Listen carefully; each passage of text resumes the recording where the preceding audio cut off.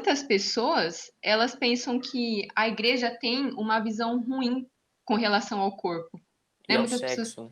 ao corpo, ao sexo, a tudo que é relacionado ao corpo, né? Pensam que a igreja tem uma visão ruim, porque a igreja fala pra gente viver a castidade, a igreja não sabe de nada. Só que, muito pelo contrário, a igreja é aquela que valoriza o corpo. A igreja é aquela que valoriza o corpo porque ela entende que ele precisa estar integrado, corpo e alma. Porque, como eu já falei aqui, Deus nos criou dessa forma. Quando, né, se a gente vai ler a narrativa do Gênesis, Deus não criou os anjos, por exemplo. Os anjos são só espirituais. Só que quando ele foi fazer o homem, ele o fez corpo e alma.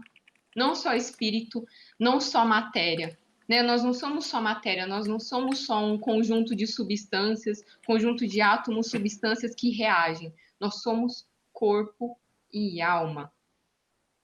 E, se a gente for ver, isso vocês já devem ter percebido.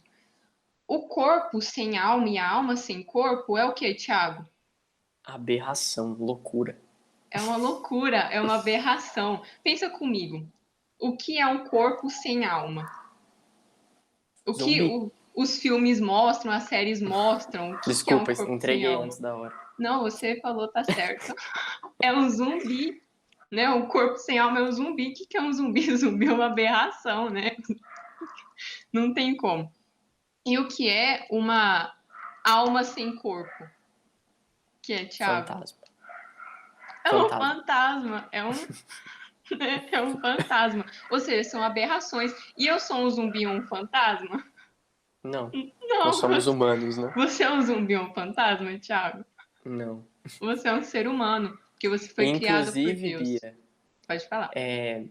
quando a, o- a alma está muito doente, por exemplo, ou o emocional está muito doente, isso manifesta também doenças no corpo, né? E quando o Exato. nosso corpo está doente com gripe, por exemplo, isso também afeta o nosso emocional, o nosso espírito, né? Então, olha só como nós somos esse composto de corpo e alma. Mas a Bia vai falar depois, eu já ia entrar em outro Ah, assunto já. pode falar. Não, eu ia falar de Platão, mas você vai falar já já. Ah, tá, sim. É exatamente isso que eu vou falar agora. Porque, como eu falei aqui, né, como eu iniciei a minha parte, muitas pessoas acham que a igreja tem uma visão ruim do corpo, né? A igreja tem uma visão ruim do corpo, a igreja tem uma visão ruim do desejo. Muitas pessoas falam sobre isso, né? Propagam essa ideia. Só que isso é uma concepção totalmente falsa. A igreja valoriza o corpo, tanto que nós podemos pegar na Bíblia, né? O corpo é templo do Espírito Santo, o corpo é sagrado, consagrado a Deus, e isso sois vós. Então a igreja ela valoriza o corpo. Quem iniciou essa mentalidade desintegrada do ser humano, essa divisão de corpo e alma, foi um filósofo, que o Thiago já deu um spoiler aqui, um filósofo da antiguidade, antes de Cristo, chamado Platão, que você já deve ter escutado na escola sobre ele, né? Já deve ter ouvido alguma coisa sobre ele. Porque olha só o que Platão dizia. Não pense que aqui vai ser um curso de filosofia ou algo assim, gente. Só estou dando uma Vai, introdução para a gente entender. verdade. Aqui a teologia do corpo ela envolve Uma, muito é, filosofia. Só que a mas uma gente não. filosofia simplificada aqui para todo mundo entender. A gente não Por quer isso que que a gente tá ninguém. brincando. A gente não quer que ninguém saia daqui doutor em filosofia, até porque a gente não é. Mas nós Sim. estamos explicando, né, de Por uma isso que os forma que todos exemplos, as possam entender. brincadeiras, né? O zumbi, a criança, pra gente entender o que é difícil de forma fácil. Exatamente, exatamente. E como eu estava falando, Platão dizia que o corpo é o cárcere da alma. Cárcere, a prisão da alma. Ou seja, a alma estaria aprisionada ao corpo. Por quê? Porque ele tem essa visão do corpo como algo inferior e a alma como algo superior. Então, a alma livre do corpo, ela estaria livre para contemplar aquilo que é eterno, ela estaria livre para contemplar a verdade e não estaria presa ao corpo e aos desejos carnais do corpo, a todas as necessidades do corpo. Então, quem iniciou essa visão desintegrada do ser humano, que eles chamam de dualismo corpo e alma, né, porque separa, foi Platão.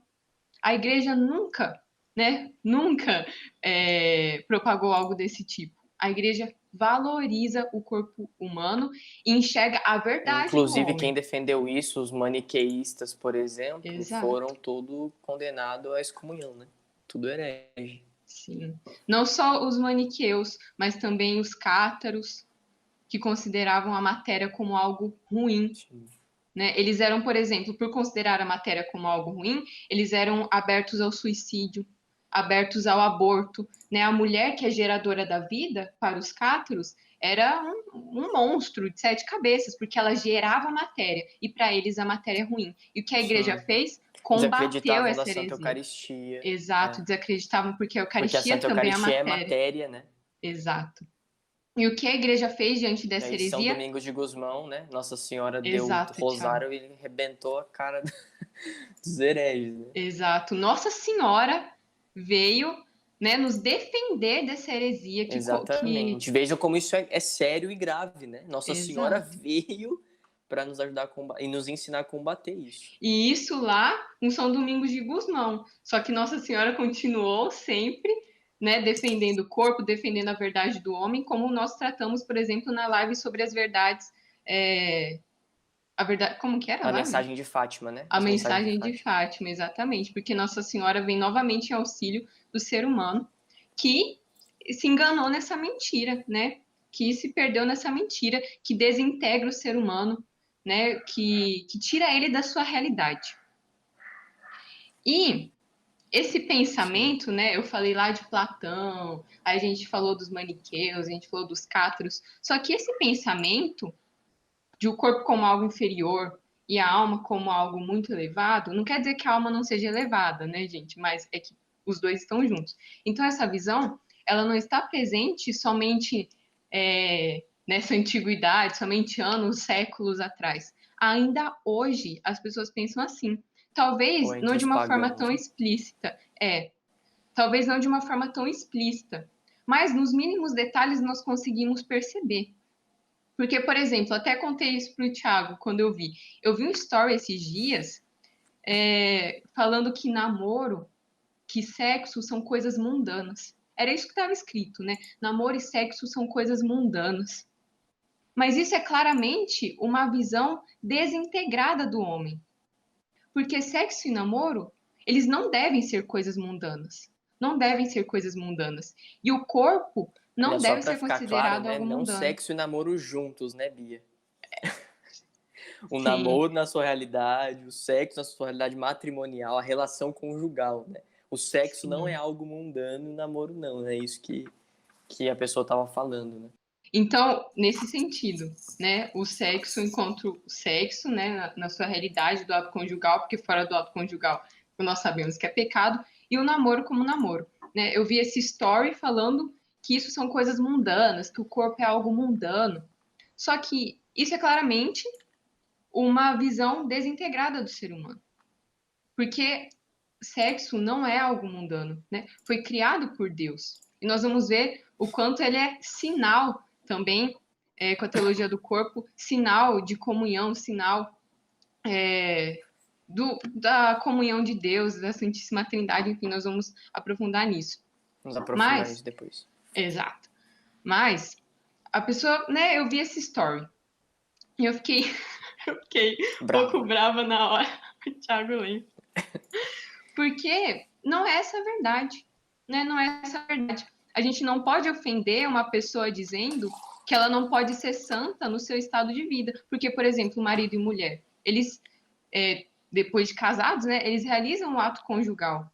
Mas se o sexo é uma coisa mundana, então você está dizendo que a pessoa que vai viver a sua vocação matrimonial, ela está optando por não ser santa?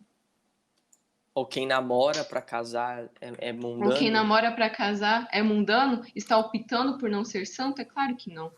É claro que não é assim.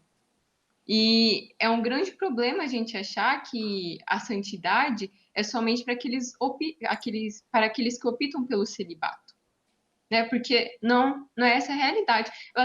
Deixa eu ver se vocês conseguem ver aqui, eu vou pegar. Eu tenho esse livro, chama Os Santos Casados. Olha a grossura do livro. Os Santos Casados, a grossura. E se não fosse possível conquistar a santidade através do matrimônio, né, através do ato conjugal, não existiriam todos esses santos aqui, né, nesse livro, não existiriam. Então, nós temos que tirar isso da nossa cabeça de pensar que sexo, que namoro são coisas mundanas. Não são criados para ser mundanos. É claro que as pessoas, né, acabam deturpando as coisas, só que não foram criados para ser coisas mundanas.